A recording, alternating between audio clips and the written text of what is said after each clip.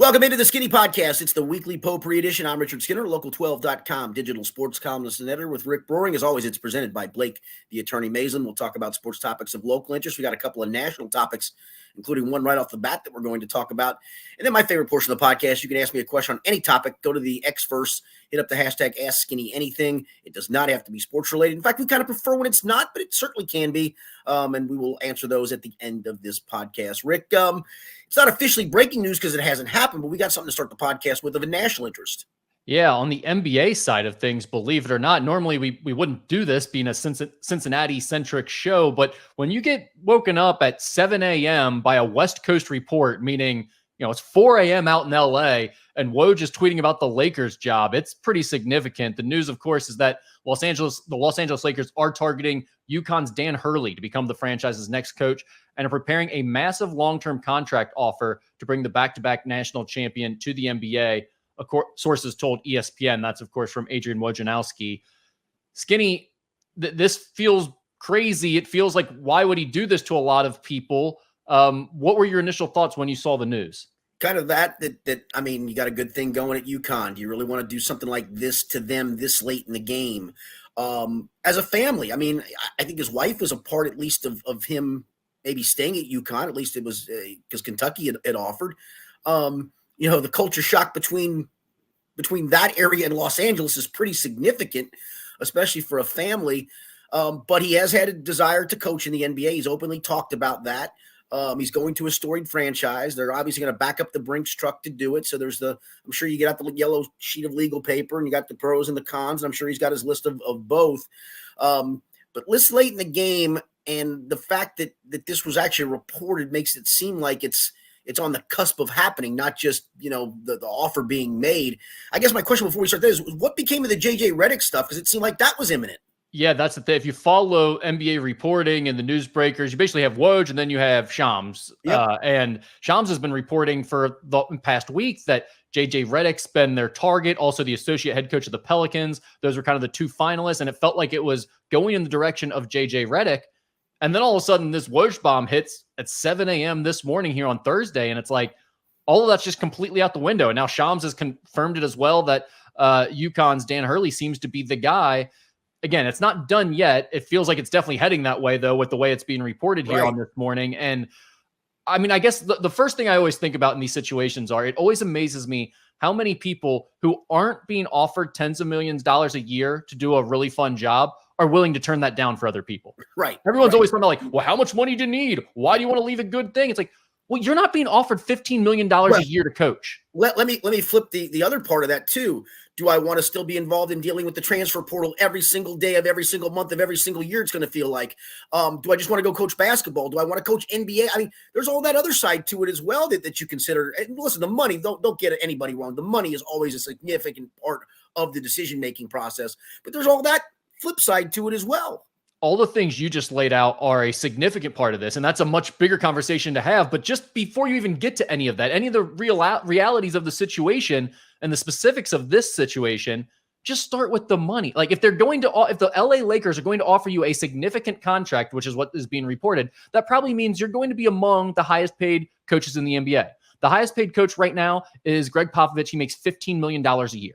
So if that's what we're talking about, then I find it fascinating how many people are just like, well, I wouldn't take it. I'd just stay in college. Like, it's $15 million a year. Even if you do it for 2 years and you suck and it's horrible, you just cashed in $30 million. Well, and trust me, this will probably be, I'm going to guess, a 5-year contract. Right. And even if you get whacked after 2 years, they got to pay you for the next 3 anyway. So right, so you got guaranteed money there. And then, by the way, if he's not good for 3 years, guess what any college team in the country would be dying to do 3 years from now, 4 years from now? No hire him right back. Absolutely. Now, in terms of the specifics or Ricky does the Billy Donovan track where he was at one NBA team and goes to another NBA team and he just goes on the NBA track.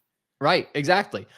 I mean, the other part of this is everyone keeps talking about the difference between coaching in the NBA and coaching in college. The biggest difference I see now between those two jobs is if you are the head coach in college, you are the head coach responsible for everything that happens on the court. And you're also the GM required to put this roster together without the advantages of being able to sign guys to long-term contracts.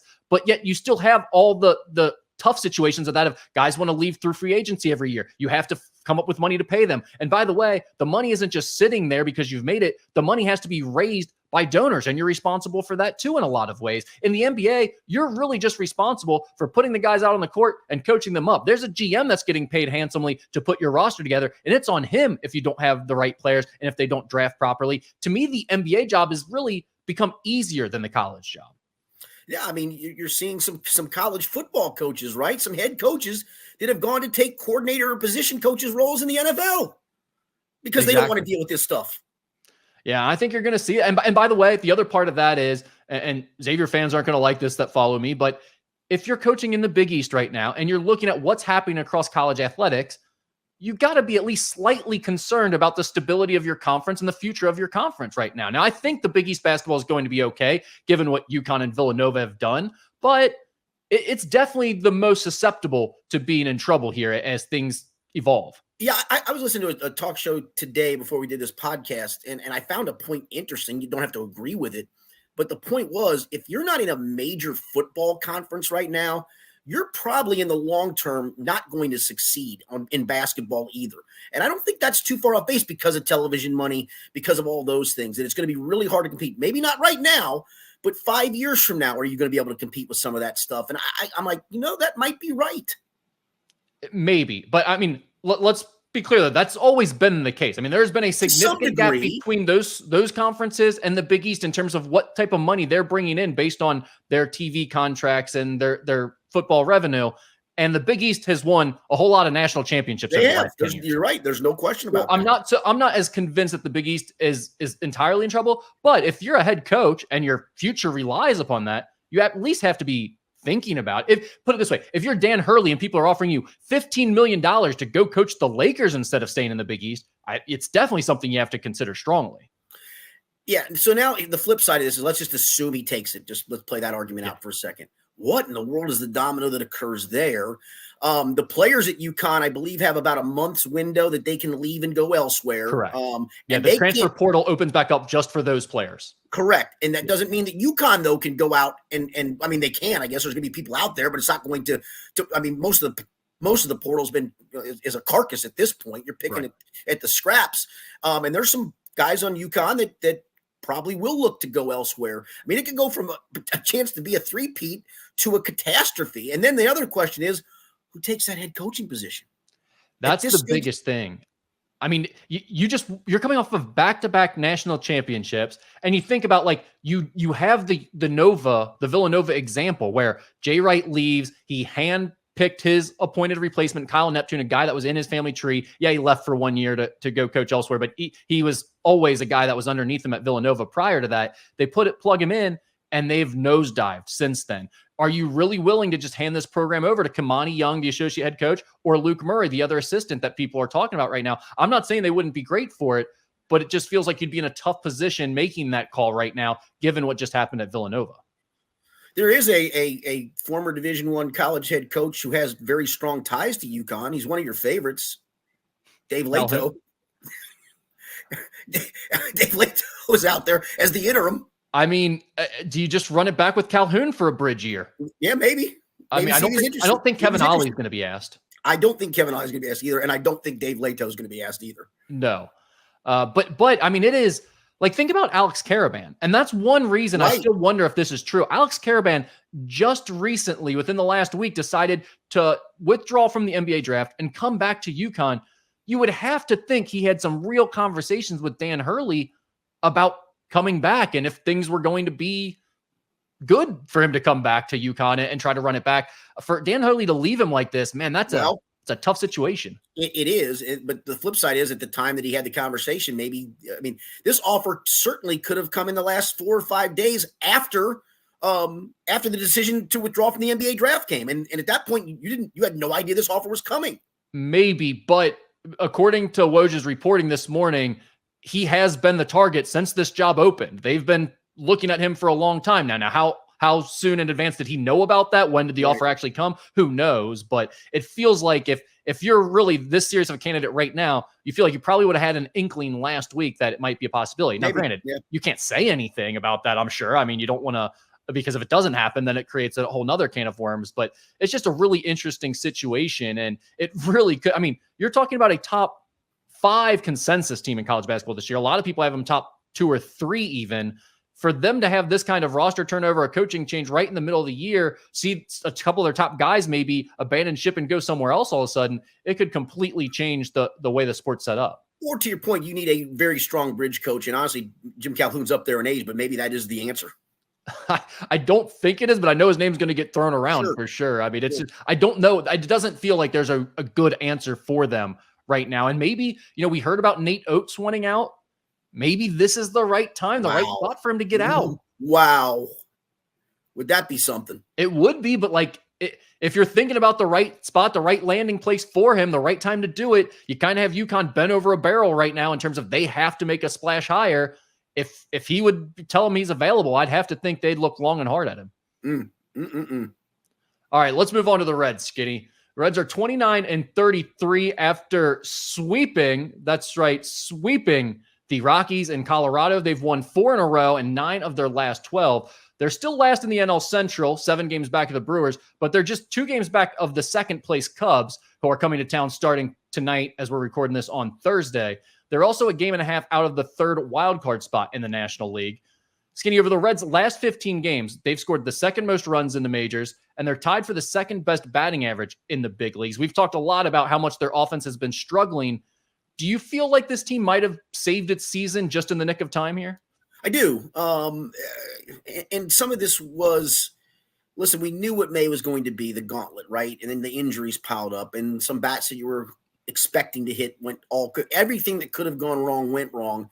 And yet here you are right back in the thick of a playoff race because you're only a couple of games out of the wild card at the moment. Now, there's a bunch of teams you'd have to leapfrog. It's a jumbled mess in there, but it's not a huge separation at the moment. And it's not like you're going to have to play crazy 650 baseball the rest of the way just to compete for it.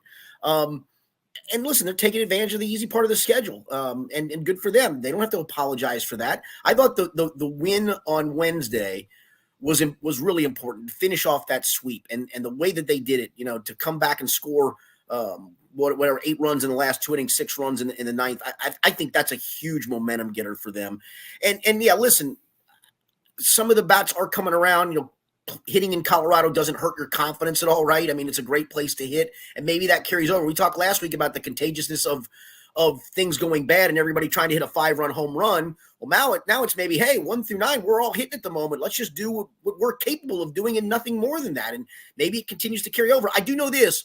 I know Graham Ashcraft's start yesterday wasn't great. He hasn't been great of late. I don't think your expectations are he's great. I thought he was going to have a breakout year. I was obviously wrong, but I still think he's more than serviceable. But, man, right now, the way Montas is pitching, Hunter Green didn't have a great start last week, and it still was a good start, if you know what I mean. It wasn't what he'd been dominant-wise. Nick Lodolo is, to me, his stuff is just off the charts. Andrew Abbott had a great start the other night. I mean, now you're starting to get the consistent pitching. All you need is a little bit of offense to go with that. You don't need crazy 7-8 run offensive nights. You need 4 or 5 run offensive nights, and I think this team is more than capable of it, especially against the teams that are getting ready to play. You brought up Graham Ashcraft, so let's go there for a second. There have been some conversations about, do you need to think about doing something with him, like potentially moving him to the bullpen, giving him opportunity to just throw everything max effort for an inning at a time and then get out of there. What do you think about that? I think it depends on Brandon Williamson. I think he's made a handful of starts at AAA. I think he'd be the next guy. I think you do that when he's ready to come up and put him in the rotation because he obviously has experience and has had some success at this level. I'm not opposed to that. I'd have to look at Graham Ashcraft's splits, but I can only imagine that his 0 to 50 pitch splits between his 50 and 100 pitch splits are just insanely the 0 to 50 are probably pretty damn good, and the 50 plus are probably pretty damn bad. And maybe that is, you just say, dude, max effort for an inning or 2. I heard this comparison yesterday. I mean, can he be Buck Farmer? Can he be a Buck Farmer, maybe even a Buck Farmer upgrade? Give me that. I'm good with that. I'm not willing to just give up on Graham Ashcraft and act like he can't pitch at all. But but he's clearly struggling right now, and something needs to change. Yeah, and you give me 2 guys that can be anywhere from inning plus to 4 inning guys, him and Nick Martinez. That's great bullpen depth, in my opinion. Yeah, I like having those guys that have a little bit of versatility, but also, I still think Graham Ashcraft has enough stuff that he could be effective in a high leverage bullpen situation potentially. I And do I'm not too. ruling him out as a starter down the line either, but I do think something needs to change for him right now. Agreed. He needs different scenery or a different role, whatever it may be. It's just not working out for him right now. Skinny, in terms of this team versus last year's team, it's like they get compared a lot. And last year's team is a team that didn't make the playoffs, but it just had this fun magic to it towards the end of the season. This year, it's been the exact opposite of that for the most part. And actually, Charlie Goldsmith had a nice write-up about how they've been doing like extra batting practice meetings every day, game planning, prep, all that type of stuff. And how that has led to them hitting more consistently and bringing some of the fun back. And it has also led to, as we saw on Wednesday night, another big comeback win. Last year, this team had 48 comeback wins, which was among tops in the majors. This year, about 40% of the way through the season, and again, I'm taking this from Charlie Goldsmith's write-up in the Inquirer, they've only had 12 to this point. But it's like you've seen a couple of them recently, especially Wednesday's night was really exciting. And now all of a sudden, you also have this feeling of a couple of guys are getting ready to come back. Noelvi Marte will start his rehab assignment next week. We've talked about TJ Friedel rejoining the club. Obviously, there are some other things down the line. CS is still coming back. So in a way, yes, you don't have the guys at AAA that you had last year, the prospects to bring up that are going to give you that punch in the arm. But now that you've got the offense going a little bit, and you do have some of these like injured guys that are ready to rejoin you, or in Noelvi Marte's case, the suspension ready to rejoin you, it almost kind of has that vibe of last year again of like, maybe there is a little magic left for this team and maybe they can recapture that to some extent. And I will say, I mean, the addition of the extra wild card does give you, even sitting at 29 and 33, very much a shot. I mean, like it only took this team a 2-week period to get back into that conversation. Not just, they're 4.5 out. There are only a couple out. Again, there's a bunch of jumble there. There's some leapfrogging they have to do, but it gives you, that was still a lot of time to play with, for goodness sakes. That can be frustrating though too, when having conversations with people, because like a couple weeks ago when the team stunk and they're not playing, they don't look like they're ready to contend for anything, and people are rubbing in like they're only 4.5 games out of the third wild card spot with X amount of games to go. It's like, yeah, great, but that doesn't really mean anything at this point. You know what I mean? Like, I get what you're saying. It's not mathematically, they're not out of it by any stretch of the imagination, but I don't want to have those conversations when the team is playing 10 games under 500 baseball. Like, that's not a real conversation to have. So in that regard, the extra wild card spot is like frustrating to talk about this early in the season. But then once your team starts playing well again, it's like, oh, only a game and a half out of a playoff spot. It's kind of fun to talk about. So I find myself playing like both sides of liking that extra wild card spot and also hating it at the same time. Yeah, no, but I mean, again, it's just so funny how within 2 weeks they've turned the narrative around, and to their credit, they've done it. They're the ones that have turned the narrative around. Yeah. Are you looking forward to the traffic around downtown and Great American Ballpark this weekend? I feel like it's going to be a big crowd down there for the game. I do, actually. I think it is too. I will probably stay away from that and simply watch it on the television set and turn it down so I don't have to listen to John Sadek's stupidity.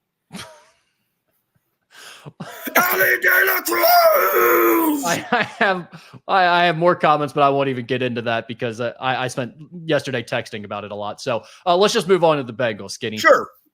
Joe Burrow missed Tuesday's workout. It caused a firestorm on Twitter and other social media outlets. The Bengals waited until after practice for Zach Taylor to address the media, tell you guys it was all just a matter of him screwing up the dates and giving Joe an off day when he shouldn't have, i.e. when all you media types were there to watch. He didn't mean to do that. And it's no big deal. Then the Bengals tweeted a video of Burrow arriving to Wednesday's workout. We don't know what he did at Wednesday's workout, Correct. If anything, but we did see the video of him showing up there in his practice jersey.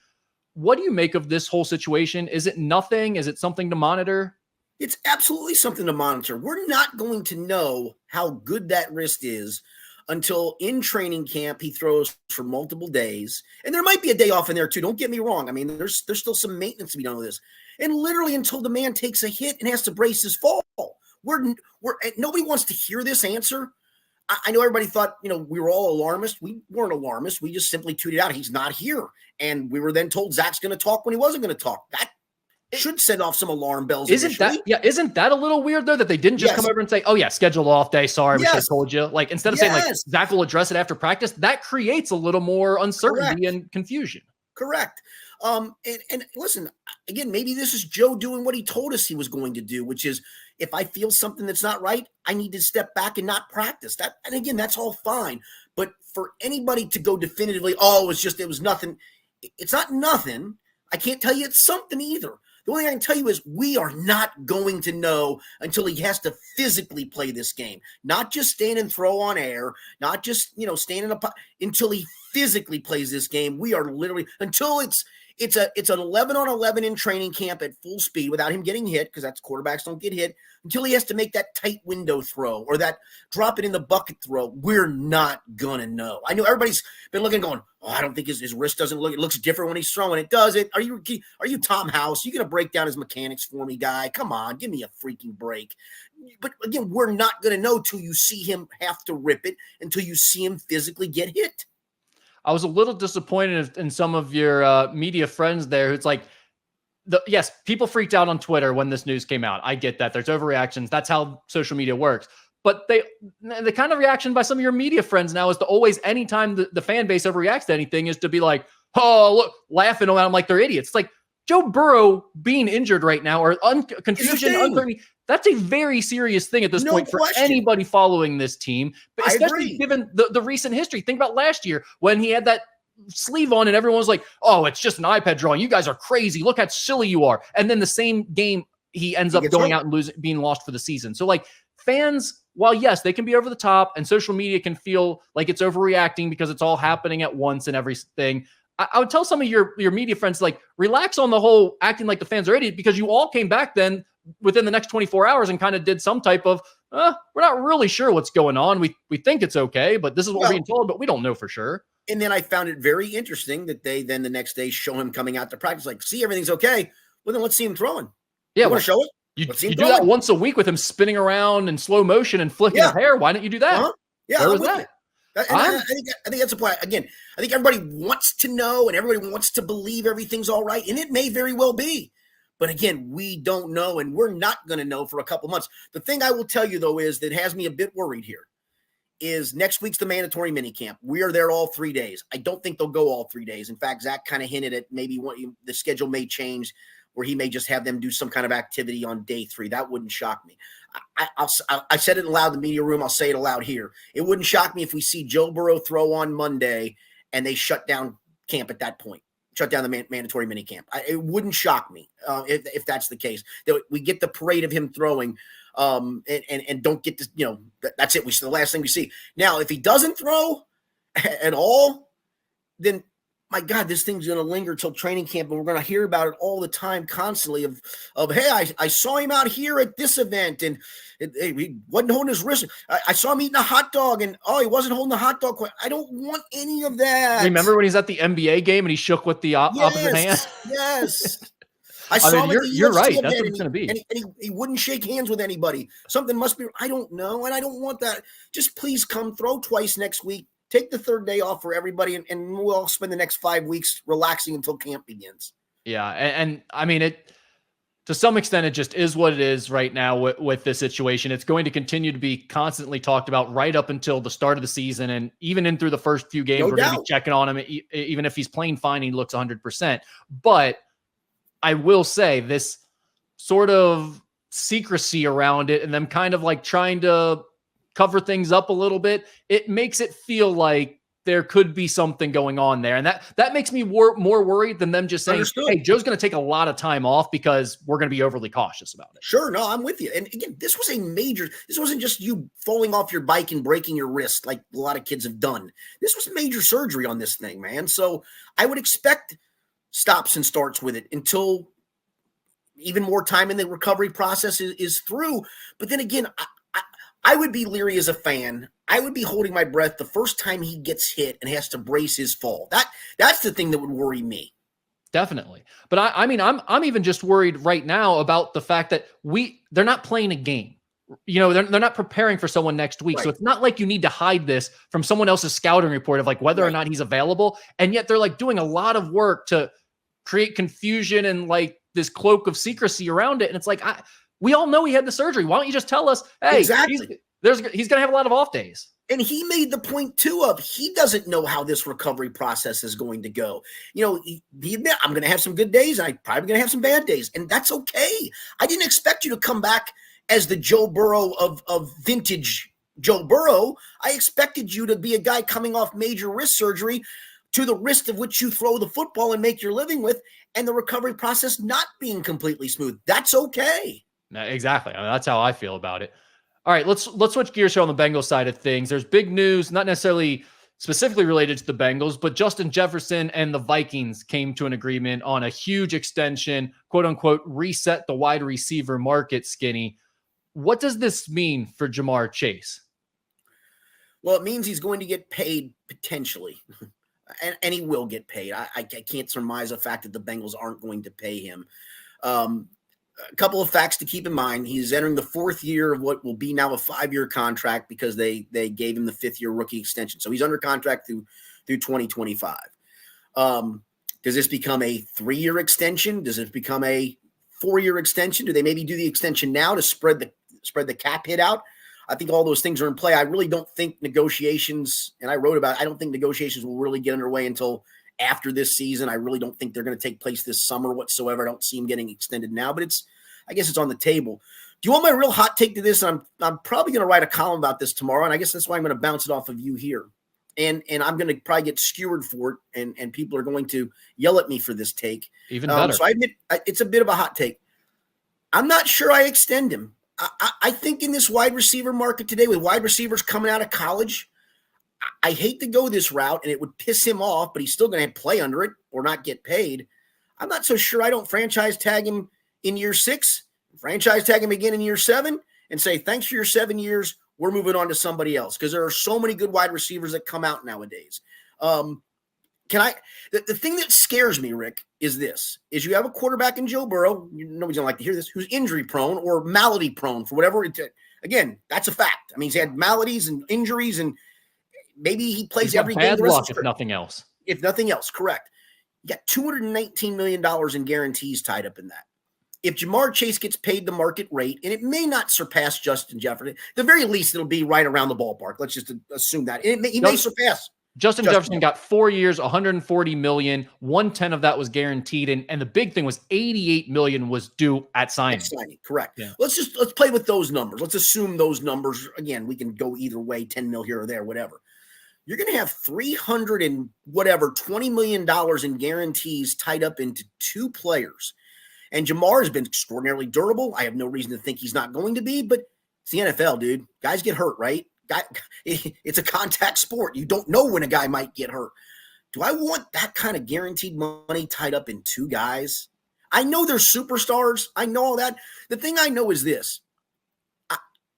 Franchise quarterbacks a lot of times make receivers. It's nice when the marriage compares. It was nice to have Jamar Chase on a rookie contract and T. Higgins on a rookie contract and Joe Burrow on a rookie contract. That's usually the window to try to exploit it. And the Bengals came damn close to doing it by almost winning a Super Bowl and going to an AFC championship game in the 2 seasons Burrow finished. I don't know if it's prudent moving forward. If you have to pay a franchise quarterback, and that's always what you're going to pay if you have one, that guy's getting paid. I don't know if it's prudent to then pay a franchise wide receiver. Justin Jefferson, I can see why Minnesota did it. You know what they now have?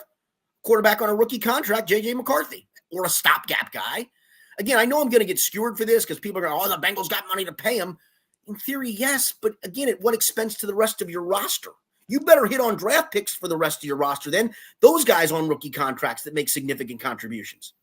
Yeah, I mean, just thinking about that, I will say I've never in my life thought that the Bengals were a franchise that would or even should have basically the highest paid quarterback in the league and the highest paid non-quarterback in the league, which Justin Jefferson just became the highest non-paid quarterback in the league with his deal. If Jamar Chase is going to surpass that, then that's what you're talking about. The Bengals have Joe Burrow, who's, I mean, right up there, depending on how you break down the contract and look at it in terms of highest paid. Right. And Jamar Chase then would be the highest paid non-quarterback.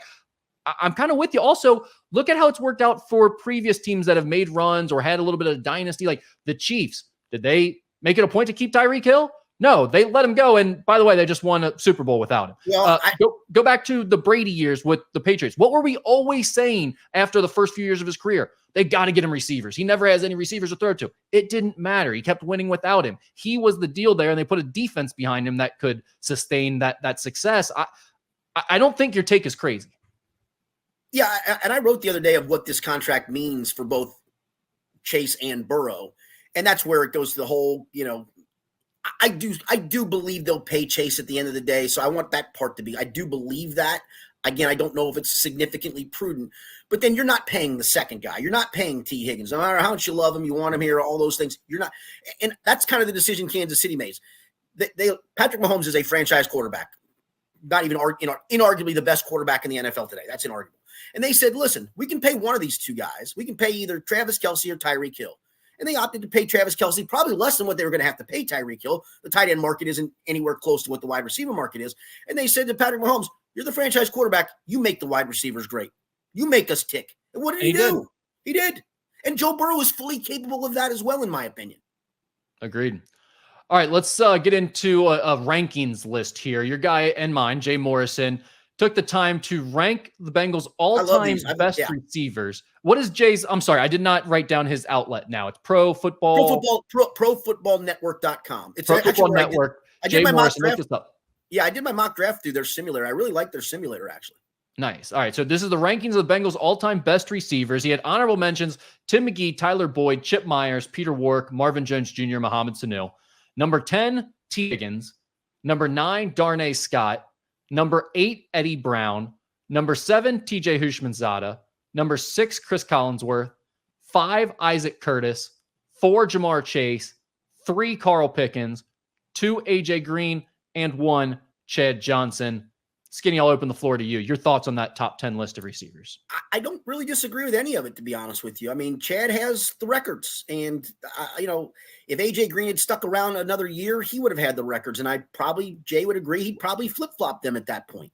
Jay actually had a great line about that in his write about AJ Green, talking about the year where he took that injury before the season and then just basically sat out the entire year because of it. That's really what cost him here being the Bengals all-time best receiver. Now, I still wouldn't agree with that because I'm a Chad guy. But if you look at the numbers, I mean, Jay laid it out pretty well. That's a great point. Yeah. Carl Pickens was a beast on some really bad teams, but that's probably, again, if I'm just doing it from an eyeball test and watching them test and remembrance test, I got to be honest with you. I think the 1-2 is exactly right, and so is the 3. Well, Carl Pickens has no chance of being better than Jamar Chase. It's only because we're doing the thing of like he achieved more. Jamar hasn't gotten there yet. Yeah. But listen, I would argue Jamar is clearly better than Carl Pickens. If Jamar Chase gets the contract extension, we believe Jamar Chase by the end of that extension will in all likelihood be number 1 on this list. Well, yes. But if they franchise tag him for a year or two, he's going to be better than Carl Pickens. Yeah, after this year, we might rank him ahead of Carl Pickens. Probably right. But I think if you're doing it today, I think it's fair where it's at.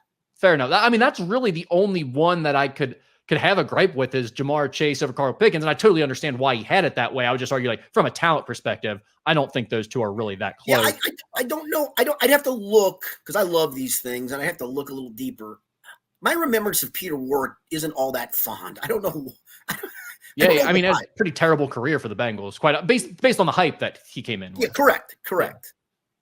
Yeah, no, I mean, he got honorable mention here. And when you get to the honorable mention, it gets pretty slim pickings. We're talking, Tim McGee obviously had a nice career. Tyler Boyd had a solid career that tailed off quickly. Chip Myers, Peter Warrick, Marvin Jones Jr., Mohamed Sanu, all these guys they had a nice season or two mostly. None of them were like big-time players in my opinion. So where is Jeff Query, I want to know? Shout out to Jeff Query. Was he a UK guy? No. But he was. I remember I was covering them that year for the Post, and they played the opener up in Cleveland, and he took a screen pass like 50 yards for a touchdown in the opener. Like, oh, man, they found a great receiver in Jeff. Yeah, he was okay on just a horrifyingly bad team.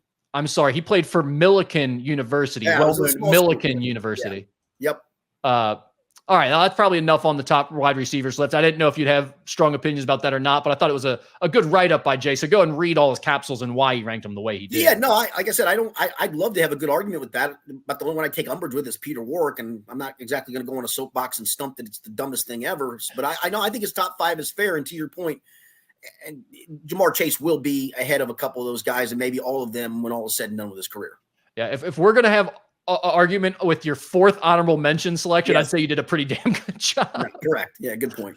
Then Pro Football Focus had a write-up breaking down each team by biggest strength, biggest weakness, X factor, rookie to watch, and an over-under prediction on the win total. Do you want me to give you their picks for the Bengals, or do you want to make your picks first? No, give me the category and I'll give you a pick. Okay, biggest strength for the Bengals, what would you say? I'm going to go, believe it or not, this is going to sound crazy, defensive line depth at the moment.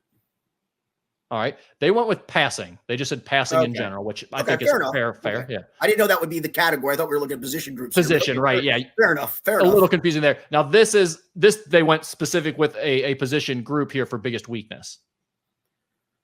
I'd say cornerback depth. They went with running back. I think there's more of an unknown there because we're all of the belief of Chase Brown is going to be a game breaker and Zach Moss is going to replicate what he did in the time and place of Jonathan Taylor last year in Indy. And we really don't know. That's the hope. That's the belief. That's not unfair. Cornerback depth at the moment scares the living daylights out of me if I'm a Bengals fan, because you are, in my opinion, Dak's still not making this transformation and an injury away from God knows who being the second cornerback out there outside. That's what I'm worried about. I would definitely lean secondary and specifically cornerback, like you're saying. Now, this is funny because who would be your biggest X factor, Skinny? Well, they've got passing as a pop. Jermaine Burton to me is a big X factor because I just think he has a chance to add so much more dynamic play from the third, wherever he lines up. Again, he can line up outside with Chase in the slot. So I'm going to call him a third receiver, if you will, not just a slot guy. He just adds more dynamic playmaking ability than Tyler Boyd did at the stage of his career he's at. Yeah, so my first thought when I said X factor goes Jermaine Burton, and then I would say Gesicki would be number 2 for me. Yeah. They went Zach Moss. Starting running back Zach Moss is the X factor. Yeah. Again, it is because I just mentioned we don't know, right? We're hoping he replicates what he did, and we're hoping he provides more explosion than Joe Mixon did, although honestly, you could put Fred the bartender back there, and he probably would have more explosion than Joe Mixon did last year. Well, have you seen Fred get a double on the rocks, though? He can move it. Fred can move. That's not an awful answer. I just think we at least know Zach Moss has done it.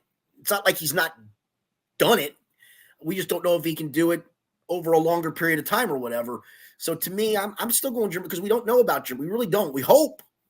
Yeah, Zach Moss is a weird one too because it's like, I mean, again, he's not proven. This is a much bigger role for him than he's had previously, but he's also going to be the starting featured running back by default. I mean, there's really no one else, I don't think, that's going to take that job. Brown, I mean, if Chase Brown just shows he's just so dynamic, I think they end up, honestly, it wouldn't shock me to see them wind up. Okay. It may not be in the same game with almost the exact same number of touches this year or carries. And that would make sense, but I think starting the season, like it's so clearly Zach Moss's spot coming into the year that it's almost hard for me to say like he's the X factor. It's like he's going to be the starting running back. And Gesicki's a great answer because, I mean, in this offense, the tight end isn't a viable threat, but he is a viable threat. And, he can maybe turn some 12-yard seam routes into 30-yard gains. And, that would be a nice addition. And, man, then you talk about if Jermaine Burton adds that and Gesicki adds that, then back to the point of what the strength is, this team is a dynamic passing team if it's not already.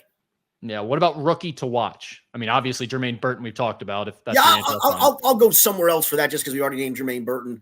To me, it would be Chris Jenkins. Again, I go back to that defensive line depth. Yep. They went with Jermaine Burton for this answer, which is maybe why they didn't use him for X Factor. And then over under 10.5 wins, they went over on this, which I think we both agree with. Yeah, I think did I go 11-6 or 12-5 after the schedule went out? So I would go to answer the question. I would go over. Yeah, I would too. All right. Anything else on the Bengals, or are we good to move on? No. Again, next week's going to be very, very interesting. To see if Jamar Chase shows up. I assume he will because it is mandatory. That means he's subject to fine. We know T. Higgins is not going to be there because he's not under contract at this point. I assume Trent Brown will be there as well because it's mandatory. And then what do we get out of Joe Burrow? And for how many days do we get it out of Joe Burrow? Yep. All right. One more thing here before we get to Ask Skinny Anything. College football announced the new college football playoff schedule, essentially, for the upcoming year. It's the first year of the 12-team football playoff. It'll kick off with a first-round game on December 20th and then conclude with the title game 1 month later in Atlanta. What are your thoughts with the way it's setting up? Listen, I'm the guy that likes the Bahamas Bowl, and I like the New Mexico Bowl, and I like the Cure for Whatever Bowl. I love the Fenway Bowl, and that's usually the time of year for all those schlock bowls, right? It starts in that middle part of December, and then we slowly ramp ourselves up to the more major bowls, and then obviously the college football playoffs. So to give me meaningful football games, college football bowl games, or technically in this place playoff games, sign me up for it. I think it's great. This time, and here I've got the whole schedule up now. So it'll be 8 p.m. on Friday, the 20th will be the first round game. Then you have noon, 4, and 8 p.m. on Saturday. Those are all the first round games. Then the following week, basically 10 days later on New Year's Eve, Tuesday night, you have 7:30 is one of the quarterfinals games. Then on New Year's Day at 1, 5, and 8:45, you'll have the 3 other quarterfinals games. Then the semifinals will be held on Thursday, January 9th, Friday, January 10th. Both of those games are at 7:30. And then finally, the national championship is on Monday, January 20th, and that game will be at 7:30 as well. So it definitely stretches out a long way there. But, I mean, you're going to have to plan your calories out in advance is what I'm trying to tell you if you're a football fan. Like, that is going to be a month-long event of drinking and eating, and it's going to be hell for waistlines. And, right, the holidays are always bad with that, too. So if we mix the holidays in on top of it, you're right. Just absolute brutality. All right, let's move on to some Ask Skinny Anything here. Skinny, first thing on the list, and it's sometimes difficult. Do we want to go into this stuff? Do we want to be like every other national show or not? But a lot of people are talking about it. So the Caitlin Clark situation, obviously, the big news came last week when she got belted by Kennedy Clark. Essentially, after a basket was scored, just took a cheap shot on her. That sparked all types of conversation around how she's being treated in the WNBA, the conversation about how media is covering the WNBA. What have been your thoughts as all of this has kind of come to a head over the last few days? Well, that foul itself was just an absolute punk-ass play. I mean, there's nobody can defend anything about that play. And listen, every rookie in basketball has come in and I'm reading a book. You won't know you might know this. This guy named Connie Hawkins, who got caught up in a gambling scandal in the early 1960s, was banned from the NBA for a while, wound up playing in the NBA and finally sued him and got into the 60s. And this is a book about his life. I've read it a couple of times. I'm rereading it probably after I haven't probably read it in 10 years. But even when he started, he had actually got exiled like the ABL, which was the precursor to the ABA and then the ABA. And it talks about him in there and just getting the living crap beat out of him as a rookie, like trying to test him. And so that stuff happens. Caitlin Clark going to the basket, hard foul. Rick, that was just an absolute punk ass play. Period. End of story. No defending it one iota. For sure. But isn't this awesome? Like, this is what we've been complaining the NBA doesn't have anymore. The NBA is all friends and they're all hugging each other in between plays and they don't compete. 5-out games of horse. Yeah. I get it. It's a cheap shot. She should be reprimanded, whatever. But like, what's the problem with that? Doesn't everyone love this? Isn't that what we want in sports? Like, this is great. The rookie is being hated on. No one it is a little interesting that her team doesn't have her back. I am a little surprised by that. That's weird to me too. That's weird to me too. But it also is hilarious. It's like, it feels like the Jordan thing. Jordan comes into the league. It's like, buddy, you're a rookie. You're not saving our sport. We don't need you. We're the Pistons. We're going to put you on your ass for the next couple of years. And you're going to have to figure this thing out on your own. If Caitlin Clark is going through that right now, what is wrong with that? Like, that is, I agree it's a cheap shot, but it's fantastic for the sport. You want my next hot take on there? I'm not a hot take guy, as you know, Rick. But you're bringing them today. I know. And I there's a part of me that believes this is totally orchestrated by somebody, by the league itself. And then Angel Reese coming out saying, hey, if you want to make me the bad guy and the villain, I'll be the villain. Hey, what do we got? We got WWE. We got the princess and we got the villain.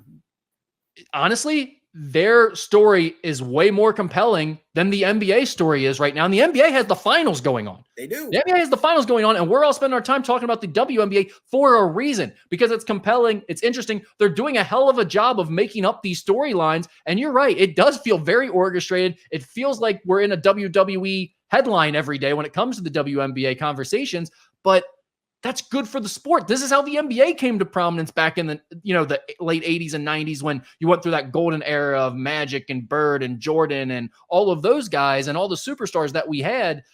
I mean, this is exactly what the WNBA needs. And the idea that there's a little controversy or drama because the other players in the league hate the superstar, I don't think that's a problem whatsoever. And sports is always good versus evil. We always hate Yes. If you're not a New England Patriots fan, who did you hate through all those years? The New England Tom Brady. Patriots. In college basketball, who does everybody hate? Coach Good K. old Duke. Good old Duke. Y'all usually do because they're the ones that purport themselves as doing things the right way. So there's always a hero and a villain. I mean, that's part of what people tune into sports for, and that's why this does feel extraordinarily orchestrated. It does. And I'm totally fine with it right now. And also, the one thing that is just hilarious is the lack of self-awareness by the rest of the WNBA. The girls were like, we've been here. We've been good a long time. We've gotten notoriety. We built this. Like, it's like, yeah, okay, but no one talked about you. Like, let's be real about this. None of you have created national headlines or national conversations until Caitlin Clark got into your league. Now, you can resent her for that. That's totally fine. I get being jealous about it. But the lack of awareness you guys are showing of being like, people are coming to see me or coming to watch me too. No, they're not. They never have, and they never will. This girl put you on the map. Sorry, that's just the way it is. And then take advantage of it by creating feuds. Yep. And that's what they're doing. And I don't blame them for that, but it is funny to hear them talk. I mean, like Angel Reese is a complete idiot. She's an absolute moron when she speaks, and that's fine. It's great for the league. It's funny, but she's an idiot. Both of these things can be true. Everyone acts like they're like, if someone's wrong about something, or if they did something that was wrong now, we have to cancel them and turn it off, and we're never allowed to allow it to happen again. It's like, go deck Caitlin Clark tomorrow. It'll be great TV. That's the thing. The interest happens organically. And again, there were great players: Diana Taurasi, Sue Bird, Sylvia Fellows. I mean, you can go through a ton of people that were great players that I knew of. But you know what I didn't do? I didn't watch. And we sure still weren't going to talk about them on a podcast. Right. Yeah. It's great. I love it. And honestly, I'm almost getting to the point. I might watch one of these games one time. I don't know. I don't plan on it, but we're talking about it enough and people are asking about it enough that you almost want to know what's going on with the sport. I mean, I'll be honest with you, Rick. I mean, I coach girls basketball and you did too. I mean, I'm not anti-girl. I have two girls who played high school sports, so I'm very pro that. But again, that doesn't mean I have to watch. You can, why don't, but you know what I did? By God, if I didn't make sure that I wasn't there on that Sunday afternoon watching that national championship game. Yeah, I'm going to watch things that matter to me that are part of the national conversation. Do, or it was cool. It was because I want to watch that game. Yeah, there's a lot of movies that I don't find interesting or TV shows, but then once everyone starts talking about them, it's like, all right, I'm going to turn that. I'm going to see what that's about. I want to be part of the conversation. I want to feel left out. It's the same thing with sports, and in this case, the WNBA has made its way there finally, and good for them for doing so. All right, another question here: if you could watch any two iterations of a local team play each other. For example, this person says the 2010 Musketeers versus the 2018 Musketeers. What teams/years would you be picking? So we're just talking. So you have to pick the same team and then pick two different versions of that team to play against each other head to head. All right, give me the example one more time. So like he was saying the 2010 Xavier Musketeers versus the 2018 Musketeers. I guess those might have been two of his favorites. I immediately go to, it's got to be the Joe Burrow Super Bowl team versus the 89 Bengals to me. Like that's what I want to watch. Yeah, or the 80. I thought the 81 team was more complete. Okay. The first Super Bowl. I thought you would have a better idea than that. I was 6 years before I was born. Because I'll be honest with you, and I mean this sincerely, I truly believe Boomer Esiason was physically compromised in that, at least in the Super Bowl itself, if not throughout the playoffs. They really turned to the running game a ton more. I mean, the great what if Stanley Wilson had played. So that one's a fair one. I know this is going to be I consider them in our market. Maybe it's because I went there. I'd love to see the 96 Kentucky team play the Anthony Davis Kentucky team. Yes. That definitely would be that you talk about dudes on the floor now. Oh my God. And it's two different styles of team a little bit, where the 96, it just felt like they were an offensive juggernaut with all that skill. And then that group with Anthony Davis and Michael Kidd-Gilchrist, the athleticism and length and the way they could defend. And they still had talent and offensive skill too, but a little bit different in how they did things. That'd be a really interesting matchup. I mean, the 76 Reds against the 90 Reds, because I thought the 76 team, they had a better record. I thought it was a more complete team, if you will. And it was they were all together for another year. 90 Reds didn't have the talent. And obviously, the surprise of sweeping, especially that athletics team, would it have been plucky enough? And with Jose Rijo, the way he pitched and just the way that team rose to big moments, would they be able to beat the 76 team? It's a great question. I mean, it'd be a fun one to watch. That's another good one. What's the pitching situation between those teams? Like, how would you feel about the pitching matchups there?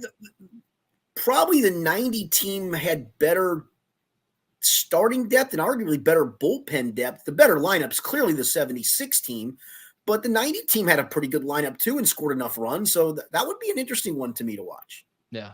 Interesting question there. Any other ones you want to throw out or?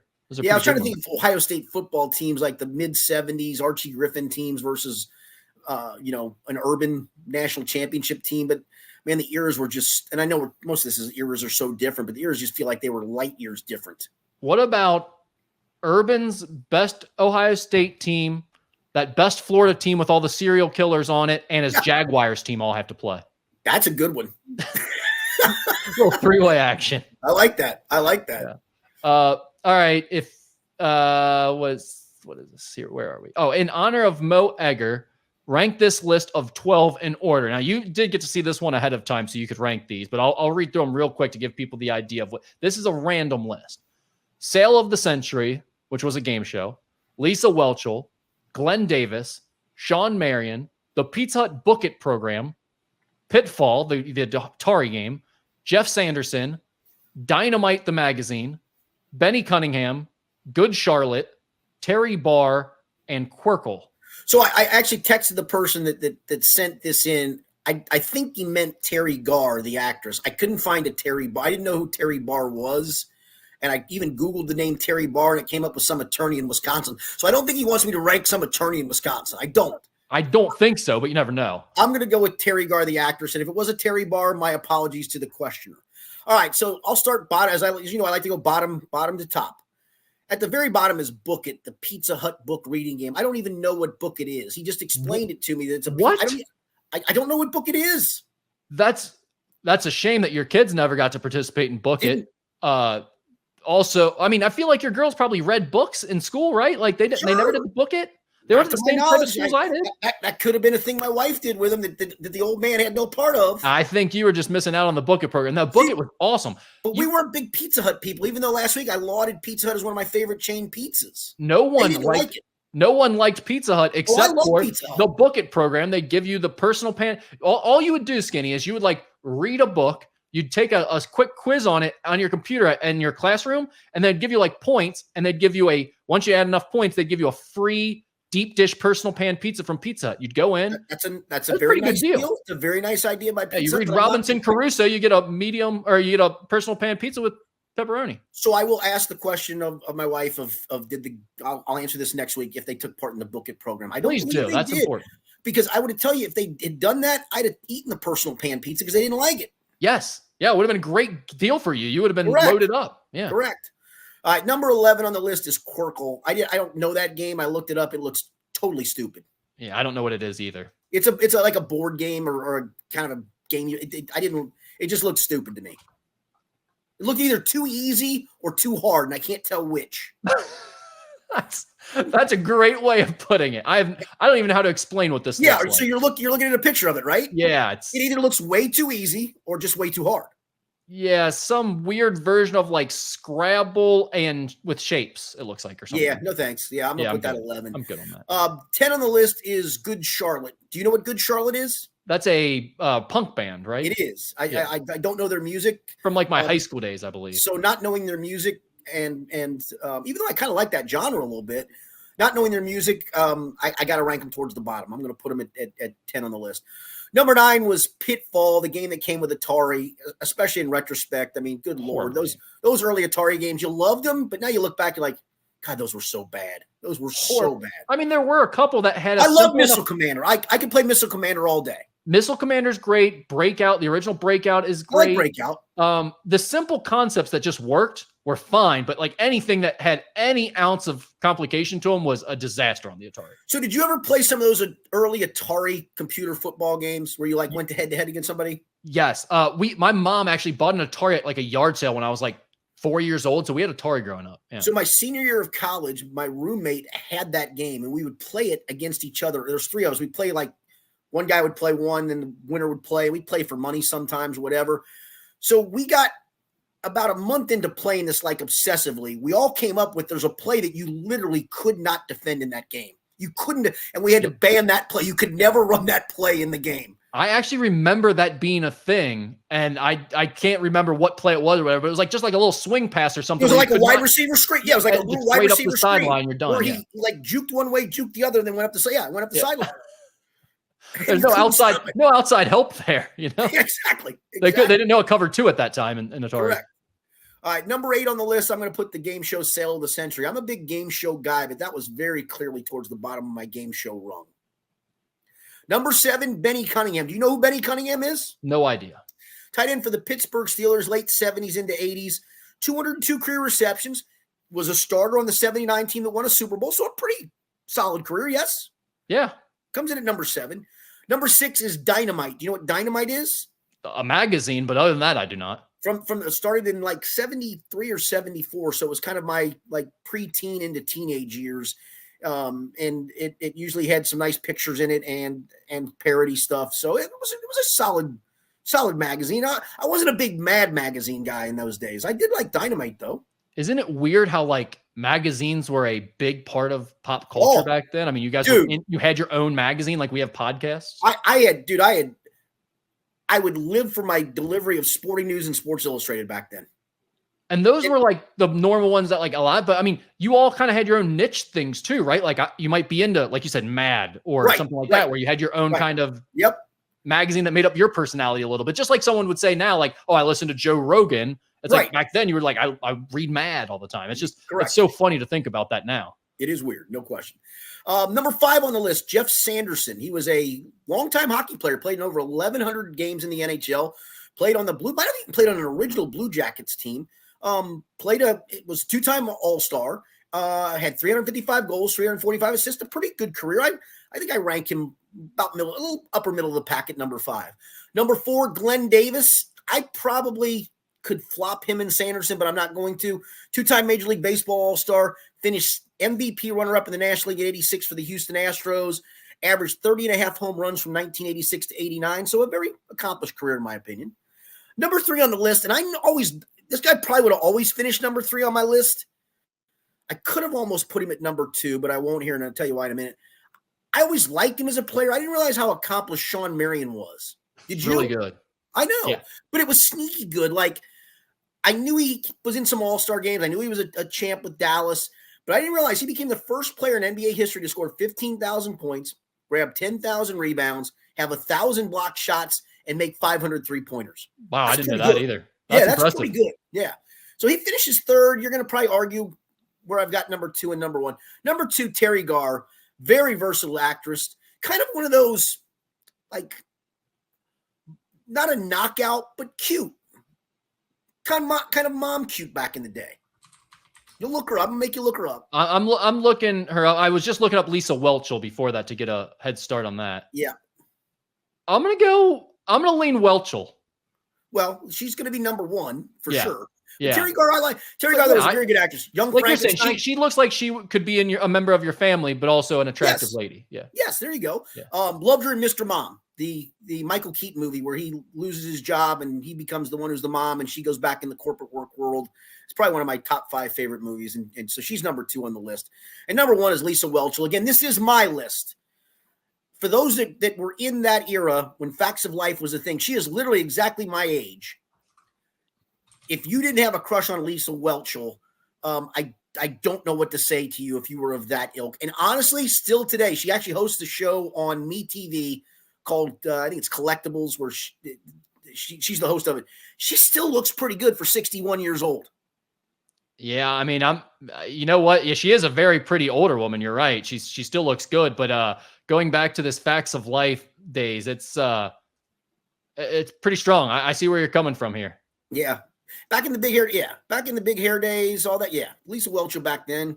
Yeah, there she is, top left right there. Yeah, the girl next to her on the right, Nancy McKeon, is actually very attractive as well, but she kind of played the tomboy role in that show. And you can see it in that picture. Lisa Whelchel she played Blair Warner. She came from Money and all of that stuff. And, obviously dressed the Barbie doll type. But yeah, if you were my age in that era, if you didn't have a crush on Lisa Whelchel, man, I don't know what to say to you, bro. All right. Well, thank you for that list to our friend who sent that. And also, Skinny, last thoughts here that I kind of skipped over for a second. I was confused on the list there. I know we talked about it a little bit on the last show, but do you have any final NBA thoughts or predictions on this finals matchup? I'm going to flip-flop myself here because I thought Boston was just going to walk through this. I mean, if Kyrie is going to play at this level, I mean, he and Luka together, I think they wind up winning in 7, maybe even 6. That's great. So I last week we talked about it and I said I like the Mavs because of them too. So I went ahead and I got them at plus 175 for the series, but then I saw to pick them in 7 games is plus 800. So I went ahead and took them in 7 games exactly, too. But here's the thing. They'd have to win game 7 in Boston, though. I think that's why that number spikes. That makes sense. That makes sense. Yeah. But so, still, yeah. I don't hate that. I'm rolling with them in 7 games. No, at that odds. I mean, if you got it 3-3, go back to Boston. Again, the home court advantage. I do think this. We were talking about this the other day, some friends, where we were all kind of talking about making predictions, all that stuff. I do wonder if the Boston fans find a way to get inside Kyrie's head, right? I mean, I think that's the big factor of this is how does Kyrie, does he try to do too much in Boston? Does it inspire him to do ridiculous things? Or is it he misses a couple of jumpers, they get in his head, and he's all talking flat earth again? I mean, Boston fans are delusional to begin with and moronic, but given their success of their sports teams over the last few decades, they have no concept of reality. So they have already chalked this up as a championship for them. They have no thought that they could potentially lose. If Kyrie goes in there and puts like 40 on them in the Garden, he'll be the biggest villain maybe ever in the city. Like put him up where the guy who bombed the marathon, and those two will be like number 1 and number 2 all time bad guys in the city. By the way, I didn't even know, I saw a video this week about Kyrie Irving's like family history. Did you even know all the stuff that happened with like his mom passing away and then them coming back and his dad being in the Twin Towers when they went down and surviving that? I did not know that. I didn't either. Just a crazy. Believe it or not, I actually saw his father play in college. They played at Boston University. I believe he played for Mike Jarvis, if I'm not mistaken. I think that's right. And they actually played at UK in the old UKIT back in the day. Yeah. So this was a guy who was like, I guess his teammate from college that was telling the story of like the whole history and how, he had gone overseas because he was playing overseas. So they started their life over there. And then Kyrie was getting really good. So they had to make the decision to come back. But yeah, it was just crazy. I mean, he lost his mom unexpectedly. Wow. And then very shortly after that, his dad was in the Twin Towers the day they went down and somehow survived. But just, could you imagine that, like going through your sort of early teenage years there as you're getting ready for high school and both of those events happen? Has nothing to do with, him believing in flat earth or anything, but like it is crazy childhood. I will say though, man, when he wants the ball, he can ball. His handle is just off the charts. I don't know we've ever seen a better ball handler in the NBA. Yeah, that's why part of me, there's a part of me that thinks Boston could win it in 5, but they're not gonna because those two dudes have just taken it to a whole nother level, him and Luka. Should be a great series. Should be, for sure, no doubt. Yep. All right, that's all we got. Appreciate it very much. We'll be back next week. For Rick Broering, I'm Richard Skinner. It's been the Skinny Podcast, the weekly Potpourri edition, presented by Blake, the Attorney Maislin. Thanks for checking out the Local 12 YouTube channel. Click the links and tap subscribe to get notified anytime we post.